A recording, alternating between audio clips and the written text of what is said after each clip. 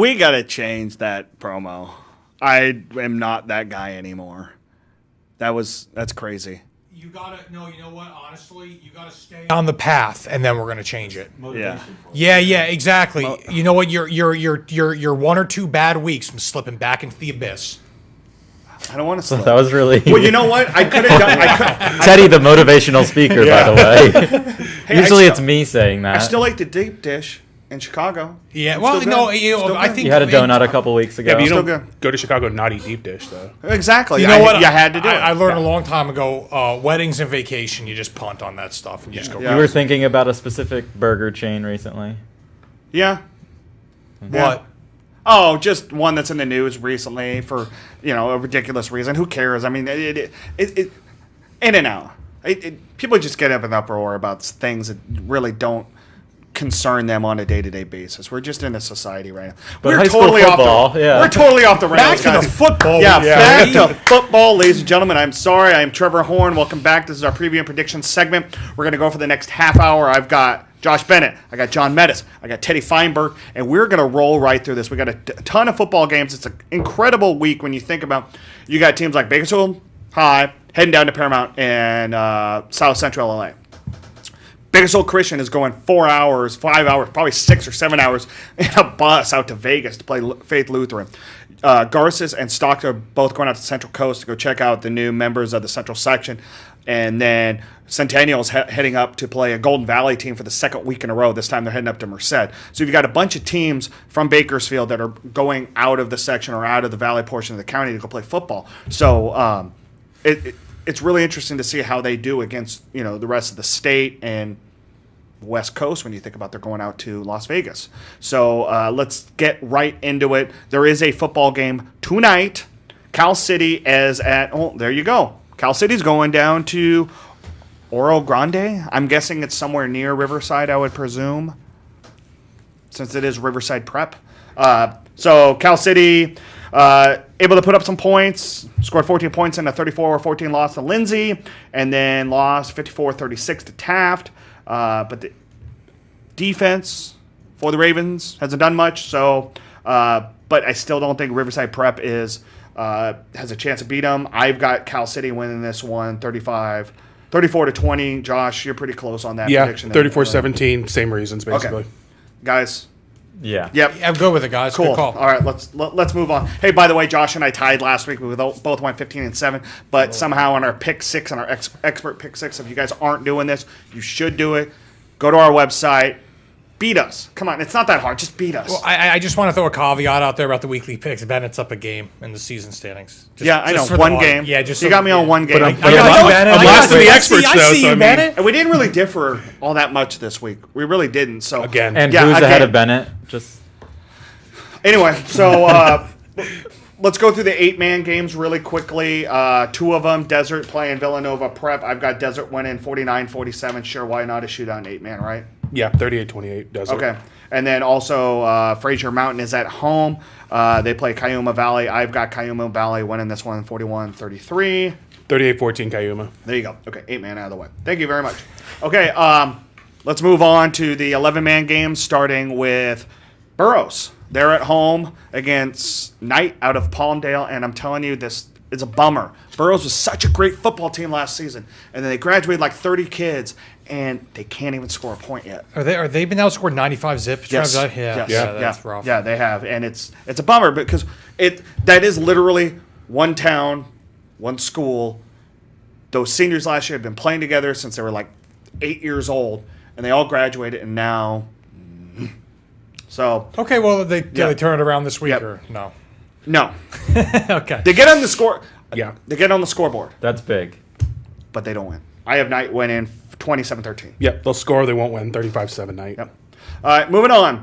Kern Valley last week had the dubious honor of being ranked last by Cal Preps in the Central Section rank. It's 104 teams. They were ranked 104th. Josh and I both sat here and said they're going to win. And guess what? They won. Bronx won. They beat Silver Valley 23-6. This time they've got Mission Prep, a team that's actually in an 8-man league, but they're playing 11-man games to start off, which totally throws me off. So that alone, I say Kern Valley wins 21-14. Yeah, I got Kern Valley 24-21. Cool. Let's move on. On our flight home from Chicago, I was looking out the window. We're starting to descend down into LAX, and I look down and I see this beautiful lake with a bunch of docks sitting on this mountain over this range, and there was a high school literally just sitting on this mountain range, just right on the edge. And I went, that is cool. So I was like, I looked at my wife. She's like, that is kind of cool. And so I found this marker. There was this, down in the valley, there was this big plant-looking like thing. Not a plant, but like, business, like a business. And it said Goodman or Goodwin or something on the top. So I kept a mental note. So I went home, looked on Google Maps, and finally figured out it was right on top of San Bernardino Valley. So I looked and found it. And there you have Rim of the World in Lake Arrowhead. So I was like, wow, that is a really cool campus. Started looking at some of the photos. It really is a neat campus. It literally sits on this mountain range that overlooks the San Bernardino Valley. So in the Inland Empire, I was like, wow, this is a beautiful place. It sounds like a mind-blowing experience for you. Yeah, it was neat. So there you have it. So ROT dub, as that's something you do. That's pretty good. Yeah, that's like Rage Against the Machine, almost like. Yeah, that was pretty good, Trevor. That was pretty good. So the Boron Bobcats are hosting Rim of the World. Who's 0-0 this year, if I'm reading the scoreboard correctly. Yeah, Rim of the World. Yeah. Yeah. So I've got Boron. Oh, did it say whatever? I got Boron winning this one 28-6. Yeah, I mean, if we're basing games on names of the school, Rim of the World would probably win every single year, but we're not. So That's a bummer. Yeah. Very good point, Bennett. Dude, we need to go up and rent a boat at Lake Arrowhead and then go watch a football game sometime at Rim of the World. That'd be tight. yeah. I mean, I'm down. And then have a cocktail and watch a sunset. I'm down. Okay, let's do it. All right. Probably covering football games. Yeah. there. Yeah. So, But yeah, Boron's got 2 games under the belt. Rim of the World has a forfeit win, I believe. Yeah, so so- Boron with the experience. Yep, there you go. All right, moving on. A little bit closer to the valley here. Arvin on the road at Rosemont. Arvin nearly upset Highland in week 1, and then they came back and blanked Foothill 20-0. Foothill, another team that has not scored a point this season. So Arvin on the road at Rosemont. Rosemont has, they put up 69 points and 69-0 win over Little Rock to start the season. Nice. And, yeah. Nice. Oh, because that was a game that you got on me. Maybe. I don't know. Okay, well, anyway. So, See, Trevor's keeping track. You see that? Trevor's keeping track. Josh! Really? Let's keep it. I walked in the a door little like classy. 10 minutes ago. Let's keep it classy, bruh. Bottom line, when you're in the lead, all you know is you're in the lead. Exactly. Yeah, All right, so here No you looking have back. it. So Rosamond is at home in this one, so that you got to head up to the high desert for Arvin. I like what Edgar Mears in his 19th season is doing with the Bears this year. Obviously, they're going to win some football games in the SSL. They're going to be a fun team to watch. But I don't think that they can hold it off. I've got this one tight, a lot tighter than you do. But I've got Rosamond winning 28-21. Yeah, I mean, Arvin's improving. They're not the same team they were last year, but Rosamond's just a buzzsaw right now, and I think they'll... A buzzsaw. Josh has a lot of confidence in that Rosamond Yeah, offense. I think Rosamond takes care of business. Okay, so there you have it, gentlemen. Sure. You know what? I'm with you guys all the way on You don't think the Bears can win? No, I agree also. I think Arvin's had a very good season so far. They've looked very good. So Teddy's on the fence.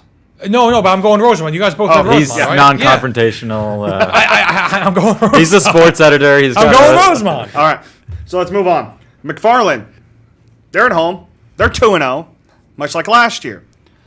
They've had the fortunate advantage of playing two of the lowest ranked teams in the Central Section, and they've come away victorious.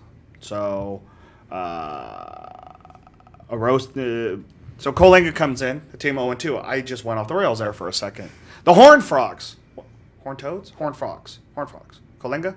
Coalinga Station A. Did you know Coalinga is named after Coalinga Station A? Just throwing it out there. Thank you. Who you got, Trev? I got McFarland, 20-14. For the second year in a row, McFarland's going to go 3-0. Yeah, 31-30. I mean, Coalinga's a little better than the two teams they played before, but I think they'll still pull it out. Yep. Moving on. Chavez. 12-game losing streak for the Titans. It's tough. That team was really good for 3 years in a row. They went 10-2 under Casey Quinn and 14-15. Jesse Ortega's first year in 2016, when at 9-3 they went into the semifinals and the playoffs, and then big graduating class. And again, small school.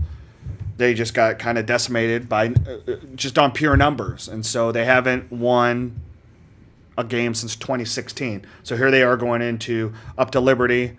Playing Liberty Madera Ranchos, a team that has really played quite well. They beat Fireball 34-3, Mendota 55-7. That is not a recipe for getting a win for the Titans. I've got LMR winning 33-21. Yep, same here. LMR 27-13 will probably be a little more. Yep.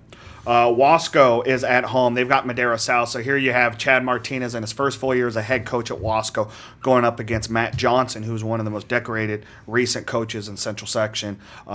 He led Edison to the D1 section title game in 2014 over Liberty. That was a great team led by Tyler Horton, who's now a senior and a captain for Boise State. So Matt Johnson moved over to Madera South. Madera South 0-1, Wasco 1-0. They've both burned through their byes already.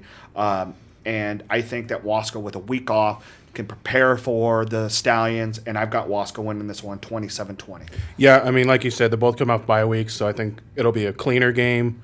Of course, that remains to be seen for the rest of the season with the early bye week, but I mean, like you said, at Wasco, the big win over Tehachapi, I think they got something cooking up there. So I'm going to take the home team 28-17. That was a sizable win in week one. It was. Huge week one win. Well, and especially, and they went up the mountain and beat Tehachapi on the road. So ran that the shows ball me really well.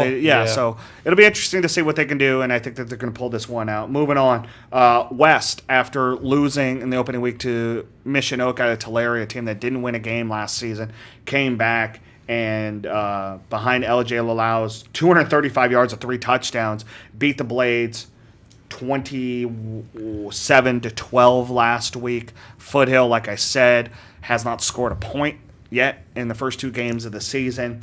That's a recipe for West just kind of rolling and getting a running clock in the fourth quarter, most likely. I've got West winning this one 41-6. Yeah, West 30-6. They cleaned up their act from week one. I think they'll roll. Yeah, I mean, that's the thing is that, coaches always talk about the progression that a team can make, not in week one, but from week 1 to week 2, and that's where you see the progression and whether or not your team is getting better because they're learning from their mistakes in week 1. Because everybody's going to have mistakes in the first week. Of course, but if you know how to fix them, then you're fine. You don't really play you play scrimmages, inter-squad scrim. You don't play real preseason games in football. You don't really get that chance to really go full bore at it until week 1. Yeah, so it'll be interesting to see what they can do. Lalu is such an interesting running back because he's a big kid. He's not small. No, and he just barrels over. And it was a lot of fun last year when you watch him and Dante Mason run because both of them just big backs. And, it was hard for defenders to take them down. So, yeah, I've got West winning this one. Moving on. Interesting game here. Taft, a team that has gone back to the triple option veer and running the ball at will, going up against a Tehachapi team that, had a devastating loss. Heartbreaking loss to Wasco at home. And then last week, a game that they, were obviously outgunned. Yeah, outgunned in BHS. It was a running clock. The game was like 35-0 after the first quarter. Yeah. BHS is a state level team. Tehachapi is a team that, needs numbers still to get back. They're Division III in the Central Section. So obviously there was big loss for them. So here they come. Tehachapi's at home again, 0-2. Taft playing very well. Taft only won 2 games last year. Look for win number 3. And something tells me that Taft is going to continue this offensive juggernaut because they got 4 or 5 guys that can run the ball. Yeah. And when you don't know who's going to run the ball and when you've got that many great guys going up against a defense that sees the same offense, it's a numbers game, and I think Taft has more guys able to run the ball well than Tehachapi does right now, and that's why I've got Taft winning 34-20. Yep, 38-21 Taft. You two, this is one of our pick 6 games. Yep. You differ. I did. Yeah, I just don't like picking against Tehachapi at home. Okay.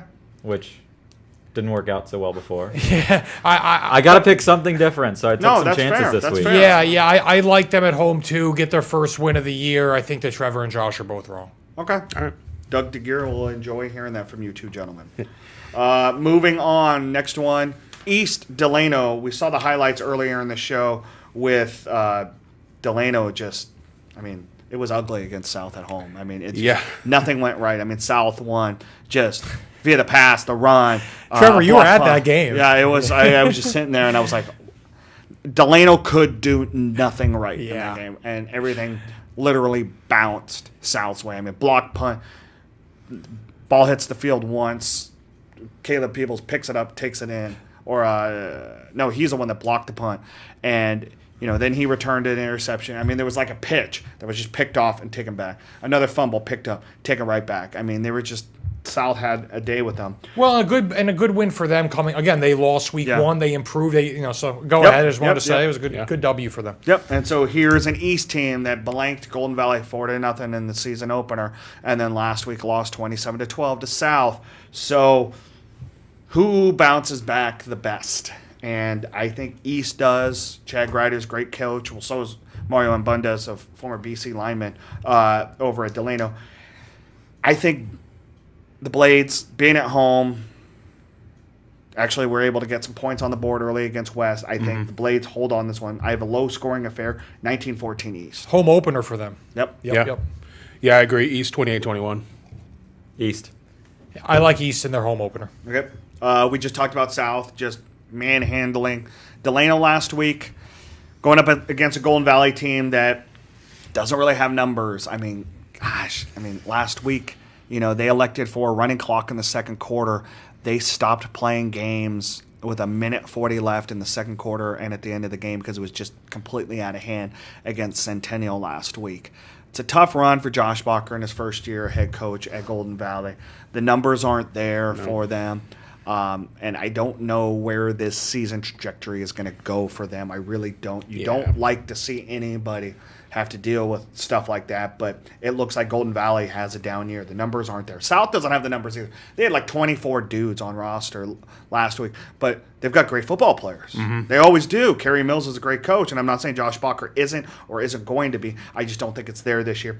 And I think it's another running clock game for South this week. I've got 44-12 the Rebels winning this one and moving to 2-1. Yeah, I got South 56-13. You look at Delano and they beat Delano 60-6, and Delano is a much better team than Golden Valley is. So you can only imagine what South's going to do. And then you look at the SEYL. North's on a down year. Highland's got question marks. Here comes South again. Yep, here comes South. They went.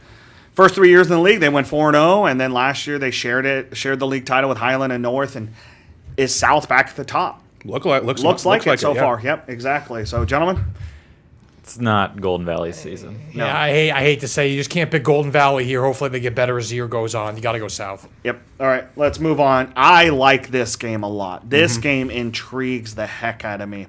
Kennedy, a team that rushed for 430 yards last week. I mean, Tyreek Walker's 325 yards on just 23 carries and 6 touchdowns in the first 2 weeks for Highland. Yokani Sandoval, 310 yards on 12 carries in the first 2 weeks. That's 28.5 yards. That's insane. The kid's touched the ball 12 times. He's rushed for 310 yards, and he scored 5 of the 12 times he's touched the ball. Kennedy's a darn good football team, and they're going to battle Shafter in league and in the playoffs in Division 5. Mario Milan has got them rolling, taking over for Dennis Moody. But who'd you pick to win?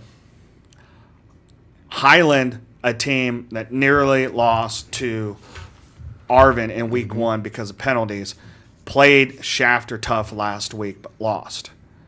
I still pick Kennedy here. You did pick Kennedy. Okay. I picked Kennedy here. Yeah. I think that run game for the Thunderbirds is really tough. I think Highland has a lot of young, talented players, but they're still unproven at this point. And I think that they're going to keep Highland's offense off the field far too often tomorrow night, and that's going to be the biggest key. In full disclosure, I thought you picked Highland for some reason, so I stand corrected. I've got it 42-34 Kennedy. Yeah, I got this Friday night after our show. The first thing I said to Trevor was Kennedy Highland. I think Kennedy's going to take it, and I'm sticking with it. 34-28 Kennedy. You looked at me and goes, "What's the upset of the week?" And I don't even think it's an upset.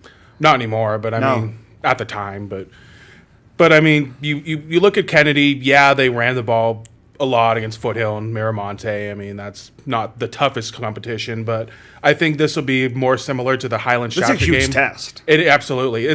Honestly, it's a signature win for whoever wins this game, I think. Well, and if we'll talk about Shafter in a second. When they play each other, they could be 2 undefeated teams. Yeah, exactly. If they both get through this week. Yeah. And that's big. And it could be a rematch in D5. Yeah. And when you think about BCHS out of the SSL, those are top 2 teams. I mean, Taft's right there too, but it's got to go Shafter, Kennedy, Taft. I would think right now. Yeah. In the SSL, I wrote about it in the Friday Night Rewind. Even though BCHS leaves the league, I think it's an uptick for the year. Oh, absolutely. The SSL is wide open. Yeah, it looks good. It's a lot of fun, and it's the first time. This is the way the SSL is supposed to look. It's supposed to be a county only team. And and then on the Highland side, there's so many question marks. If they can hold off a upswing Kennedy team, that maybe they turn it around. Exactly. That and answers a lot of questions for them. Yeah, exactly. Yes, Highland has question marks, but I liked what I saw out of the first half last week against Shafter, so I went with Highland. Okay, there you go. I took Kennedy to keep the good times rolling 2-0. I think they moved to 3-0. Good times rolling. All right, let's move on. Here's one of those teams that's heading out of the Valley. Stockdale heading out to Tascadero. The Mustangs 0-2 and have not been able to get anything going so far this year. The Greyhounds, they're 0-1. They've only had one game under their belt. That was a 21-14 loss to San Luis Obispo, another team that's now in the Central Section. When you look at this game, 2 teams that haven't gotten anything rolling really quickly, I always go coin flip in favor of the home team. I've got the Greyhounds winning this one in a close one, 21-20. Yep, same exact thing for me. Coin flip game. Yeah, same exact thing. Got to favor their home team. Could the Mustangs come in and beat them? Sure. Yeah. But Jinx. That was cute. Sure. But Stockdale has to travel. It's not their home field. It's not their locker room. It's not. That's where this is where home games, a 2.5 hour bus ride, differs. It makes a difference. Tascadero. Yeah, I have them 27-20, still 1-score game. Thoughts on it, John Mettus? Well, I'm always just intrigued by when you and Josh pick 1-point games. Yeah, it's a literal coin flip. Coin flip. Did you? What kind of coin did you use? That was a quarter. Okay. 1968. Perfect. The Tascadero. Yeah. Give me Stockdale. Okay. Cool. I like it. Here's a game I'm going to be at tomorrow night. Going to the 08, going to Josh's old alma mater. Shafter is at North. North, a team that lost to Centennial, a 2-0 Centennial team in week 1, then went up to Monterey and did not play a good football game. There was a fight. They had to end the second quarter early. Yeah, 5 fumbles in the first 5 possessions. Yeah, they scored early 20. Yeah, North scored late, but they were down 28-0 in the first half. Much like last year, North turned it around last year, won 9 games, went in the semifinals in D4. Yeah. Again, 2 straight games where they're not starting out well, and it's costing them. It is. And now they've got a very, very, very good Shafter team coming in. Alex Aguilar is proving that last year was not a fluke. No. He had 5,000. Which is a bad thing for their opponents. Yes. Yeah. Yeah. Well, and the thing is, they can run the ball. Pedro Avila has been a great running back for them. They've got a good offensive line. And all those dudes flip the coin and play on defense. They're athletic. They're in shape. They play good football. Shafter, I don't know how they don't win this. Gerald Perucci knows how to take a team to a section championship. He knows how to take a team to a state championship. Why? Because he's done it before. He did it at Bakersfield Christian in 2013. They lost to Central Catholic out of Modesto in the state finals in D4. This is a very, very good Shafter team. If they can get through this, they're really the one big test for them after this is going to be Kennedy. Yeah. But I've got Shafter winning this one 42-21. Yeah, I mean, this game looked great on paper a couple weeks ago, but now it's looking. This game looked amazing on paper a couple of weeks ago. Yeah, now looking how North's played, now Shafter's played, it's kind of weighing in Shafter's favor here. I got him 45-21. Again, North just unable to start well, and it's just going to cost him. But Norm Brown always seems to find a way to get his kids to flip the switch. He does, but does he do it in August? Yeah, exactly. I don't think so. Shafter's going to win this one, and they're going to beat Kennedy too. Thank you, John. Wow. I actually took North originally to get off the schneid here, and then last night I went back and I took Shafter. I think Shafter wins this one and goes to 3-0. I want to go back to John. So do you think they're going to go 10-0 into the playoffs?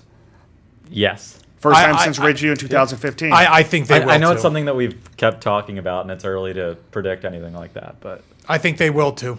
Okay. I don't know if I can disagree with you guys. We'll see. All right, so North lost to Centennial in week 1. Here is Centennial. They are now 2-0 and playing Golden Valley for the second week in a row. Just happens to be a different Golden Valley. They're going to head, it's about 3 hours in a car, probably 4 hours on a bus, up to Merced against a Golden Valley team. That may be 2-0, but they haven't really played anybody of note yet. They beat Hoover out of Fresno 36-0, much similar to the way that Centennial beat the Golden Valley Bulldogs last week. Kyle Conley's really good quarterback. He's played really well in his first year as a senior, as a signal caller, taking over for Will Alexander, who's now at Elon. I like this football team. I think they've got a lot of athletes all over the place. I think they play really good football. I think Centennial wins this one handily, 35-14. Yeah, Centennial looks a lot better than they did last year. Remains to be seen when they actually play D1 talent, but for now they're picking up those wins that they need to get in the playoffs to begin with. So 42-21 Centennial. Yep. Mettus. Centennial, 3-0. Sorry, I needed water. Stay hydrated. Yeah, man's got to Remember hydrate. that on Friday. Dude's got to hydrate. I'm going Centennial as well. All right, 3-0. That's big for them because that's a school that needs a 500 record to get into the playoffs. Yeah. And in Division One, I mean, And they need all the wins they can get. I think there's a SWYL. reason they scheduled the way they did. Of They course. wanted some early season W's. yeah, I mean, when you continually play Clovis teams over and over and Yes. over again, it's tough to beat them on average over and over and you over. want to build that confidence, and they're doing it. Yeah. Bakersfield Christian is going to Las Vegas this weekend. Oh, sorry. I've got it. I flipped the switch. Garces is going to Santa Maria this weekend. We've got the Rams, who lost to St. John Bosco, the number one team in the nation last week, 56-0. John, you were at that game. I mean, that was just that you could call it a low-level college football team in St. John Bosco with them as much talent as they have there. Not a lot of teams are going to compete against them on a weekend basis. So here is Garces playing over St. Joseph team. That's a very good St. Joseph team. We don't know a lot about them because they were in the southern section long before this, and so this is their first year in the central section, and they've played up, and they are looking like one of the top teams of those 13 teams to come over. So Garces, here's a team, again, 0-2 to start the season with the opening season loss to BCHS, and they lose to Bosco. Then they've got to play another game against Procreal, and this time they go out to St. Joseph. I think that Garces is playing well. I think they've got a lot of confidence. The game now slows down for them a lot because it's just so much against Bosco. However, I don't know if they can pull this one out yet. And that's not saying that Garces isn't a good football team. They are. I just don't know if they can beat St. Joseph on the road. I've got St. Joseph winning this one 28-24. Yeah, I agree. I mean, it slows down, but I don't think it slows down that much for them. Exactly. Look at St. Joe's. They crushed CVC week one. It's a common opponent, and then CVC went out and beat BCHS. Exactly, who beat BCHS, who Teddy barely Uribe. beat Garces. So, do the math there. St. Joe should beat Garces. What did you think about CVC last week against BCHS? Their running back played very well. I thought they were beatable. I thought they were very beatable. I thought BCHS let one get away. Yeah, so it's one of those things where on paper you look at it, you're like, oh, well, the common opponent says that St. Joe's going to, annihilate Garces this week if that's the truth. Yeah. But you can't look at football games just on paper. Yeah, Right. I mean, honestly, I like Garces and I like Coach Gass, so I'm going to go Garces. But there's no rhyme or reason behind that. On paper, like Trevor said, you pick St. Joe's. Yep. Yeah, I mean, it's not going to be a blowout by any means, but 28-17. You saw Garces last week. I mean, even though in a blowout, you could still see that there's talent there. Yeah, and you talk to Garces' coaches and players, and they'll all tell you, first of all, they were way better this time around against St. John Bosco than last year. And St. John Bosco is a better team than they were last year. And second of all, they think, they played much better against St. John Bosco than they did in week one. Wow. So, they think they're seeing improvements. I don't know if it'll be enough to get a win this week, but I'll also add this. I saw Garces Bakersfield Christian week one, and I'm willing to bet Garces feels like they let one get away in that game, too. That's my gut feeling. Do you need to jam? Yeah, I do. Okay. So, Teddy, I'll let you go. Guys, thanks for having me. Yeah, appreciate it. Yeah, yeah. I just want to make sure that, you don't No, get- thank you, Trevor. you don't This get in is trouble. live. This is live entertainment right here. Yeah, so All right, guys. get out of here. He's got to go do boss things. So we're running late, but we're going to keep going. Let's move on to the next game. There it is. Bakersfield Christian's heading out to Las Vegas. No, this is not Darren Carr and his dad and brother David scouting for houses for Derek when the Raiders do eventually move to Las although they Vegas. could. Well, Maybe. they Who could. They knows? might be. You don't know. But there's still a football game to be played. Faith Lutheran, a team out of Las Vegas that has 5 Division I recruits. They lost to Valor Christian out of Colorado, which happens to be coached by Ed McCaffrey, who used to have Christian McCaffrey, now the Carolina Panthers running back on that team. Not a bad player. Not a bad player. Not Tried a to bad get him team. in my fantasy draft, but he went a I couple know. picks too early. Yeah, I couldn't get him last night either. But that's the number one team in Colorado that beat Faith Lutheran 35-0. Bakersfield Christian looked good against Garces. Turned over the ball too much last week against CVC. Do they clean it up this week and and beat Faith Lutheran out on the road? I don't know. I think yes. Sorry, guys. I do. I've got BCHS winning this one. I got to disagree. I think Faith Lutherans, I mean, they're eighth in Nevada. They have the NFL lineage and their coaching staff just like BCHS, and I think they're just a little bit better. So 38-17. Who's in their coaching staff? Ed McCaffrey. No, that was Valor Christian. Oh, I'm just reading your thing. Yeah, stop reading my stuff.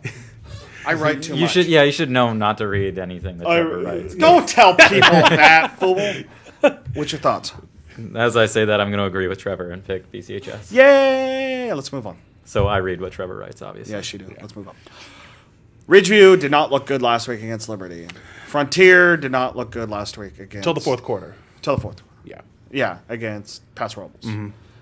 This is the mentor playing the mentee, or the student playing the mentor. Yep. And Chris Bandy at Frontier going against his former head coach and Dennis Manning at Ridgeview. I think Ridgeview turns it around, and I don't know if they necessarily run roughshed over them, but I think that you don't see the same lackluster performance that you saw against Liberty last week. No. I've got Ridgeview winning this one 42-28. Yeah, I got 42-21. And there's some injury problems going over at Frontier this week. Yeah, so, I mean, Frontier had a lot going on last week and still almost won, but then you look at their one win against Sunnyside, who is a preseason top 25, and now you're kind of like, I was way off on that one. Yeah, so who knows how big that win actually was, but I think Ridgeview rebounds and... Yeah, 42-21. Well, it also makes you question how good of a win was that for Ridgeview over Stockdale. Exactly, yeah. Because, Stockdale's going through some troubles right now. Right. Being able to play football. So, yeah, but I still got Ridgeview winning this one 41-28. You've got a 42-21. Mm-hmm. I actually picked Frontier. Ridgeview didn't impress me that much in week one. I said it last week, and then I go and pick Ridgeview over Liberty. Do you think there's a mental downfall that they're like, what did we do last week, and then they don't get up for this one? There's always two sides of that where, do you come back and, because the game was the way it was against Liberty last week, that you then, turn it around and don't want that to happen again. I don't know. I just think with, maybe Taj isn't 100% again. Frontier's got some. There's just so much talent on that Ridgeview team that I sat there and I was like I said last week, it's hard to pick against Ridgeview ever because. And I wrote about it in today's paper about how Liberty really does have a very good front seven on their defense, and their secondary is very good, and and they showed it, they proved it last week. Mm-hmm. Yeah, so and last week was probably more about how good Liberty is. Yeah, exactly. So I just don't know how Ridgeview stays down. I really don't. So the way I look at it, a lot of teams would go in the fetal position, crumble under pressure after that loss, but they have Dennis Manning as their head coach. That's true. He's not going to let that happen. No.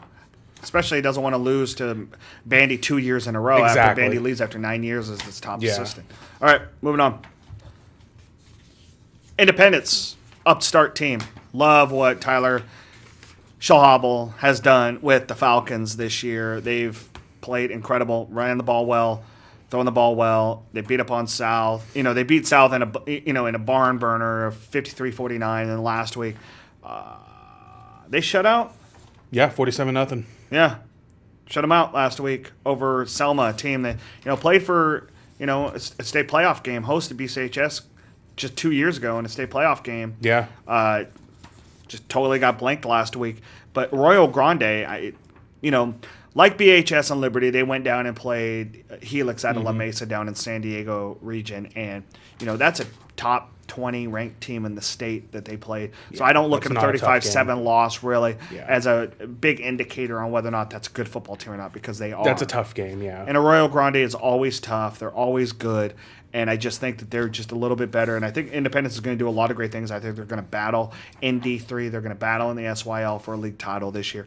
But I've got a Royal Grande winning this one 28-21. I went back and forth on this, but you look at Independence, 53 points week 1, 47 week 2. That's not a mistake. They know how to score the football. So I think whatever Royal Grande does to them, I think they have an answer and can score at will, and they can win shootouts, and I think they do it again here. I think it's going to be a really fun football game out there. John? Well, you guys, you both have it as one-score games, so a Royal Grande. All right, thank you. We got 2 games left. Liberty is at home once again, going up against a Clovis West team that got blanked by Central Catholic out of Modesto, 21-0. And last week, Dante Chauchery threw it well, 361 yards, 4 touchdowns, but they still lost to Edison, 41-35. Yeah, defense didn't show up. Yep. Their defense Edison just pushed the line of scrimmage. And guess what Liberty does really well? Push the line of scrimmage. Exactly. What does Liberty also do well? Run the ball. Defensively, they will swarm that offensive line, and it's probably going to end up, Chauchery is going to have to make some quick throws, get the ball out of his hands quickly. He's not going to have a lot of time in the pocket with that front seven for Liberty, and I think that makes for a night where Liberty is going to win this one. I still think the Clovis West still throws the ball a lot, still scores touchdowns, but Liberty is going to score more because they're going to get more stops on defense. I've got Liberty winning this one, 42-28. Yeah, I got Liberty 34-31. I mean, like you said, Clovis West knows how to throw the ball, and he's going to have a lot of pressure. They're going to be throwing a lot of short passes and dump off routes and stuff like that with all the pressure. But I think the key here is Liberty's offense against Clovis West's defense, who clearly didn't have an answer for Edison. So why would they have one for Liberty? Speaking of Clovis West, Adrian Martinez is going to start as a true freshman for Nebraska this week. First time ever a true freshman has started for the Cornhuskers, and it's Adrian Martinez who graduated last year out of Clovis West. Nice. Congratulations to him. John, on this one? Well, I underestimated Liberty last week, so I'm not going to do it again. I'm going to pick Liberty, and I'll be at the game covering it. Yeah, you will. You're going to be in the Trevor Horn spot. Yeah. Is that what it's called? Is there a label or something down there? Most people will say that's where Trevor sits, because I've just seen so many football games there over the last 5 years. So Liberty's good. Sorry, guys. Last one. Another team that's good. Yeah. Bakersfield heading down to South Central LA to play a very good Paramount team. Paramount has played up and played well. They are 1-1, much like BHS is. BHS lost to Servite in a game that they should have won 28-0.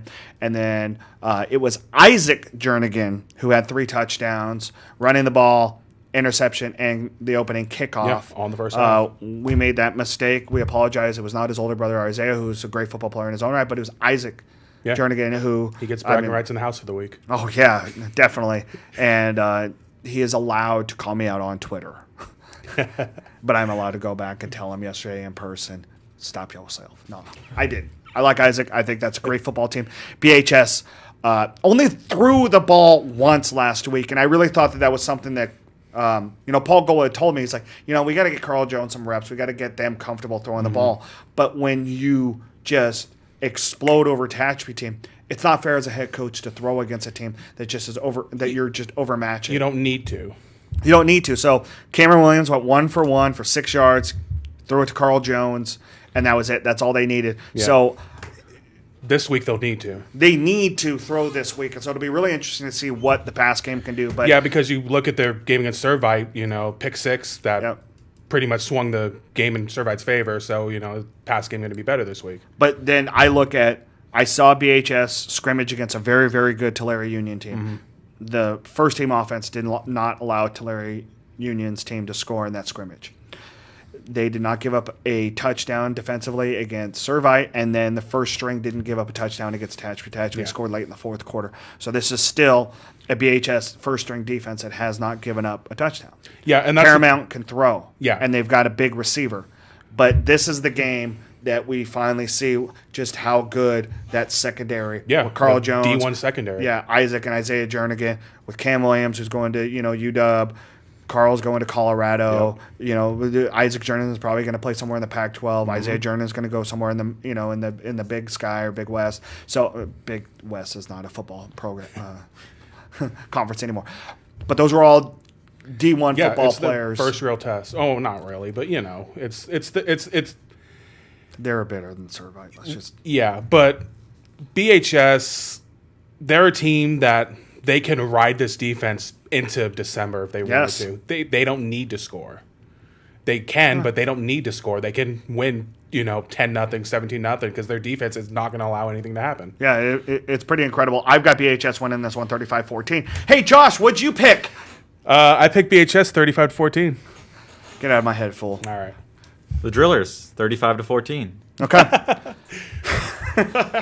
All right, so we went 10 minutes over. Diana, I apologize. Yeah, Diana's got things to do. She's got things to do, so do we. So There you have it. That is BVarsity Live for August 30th. Thank you to Isaiah Hill for stopping by, the Tulsa Commit. Thank you to our director, Diana Rodriguez, Teddy Feinberg, John Mettus, Josh Bennett. I am Trevor Horn. We'll see you on BVarsity Nightly tonight. And don't forget our game night at 11:15 tomorrow. And we have a live blog on our website tomorrow during Friday Night Football. Teddy's going to be in studio. He's going to be covering it all. So if you guys can't get out to the games, you can follow the live blog. Plus, don't forget everything that we do for you guys on Twitter on Friday nights. And then post-game right here tomorrow night at 11:15. We'll be in studio to recap it all. So until then, bye.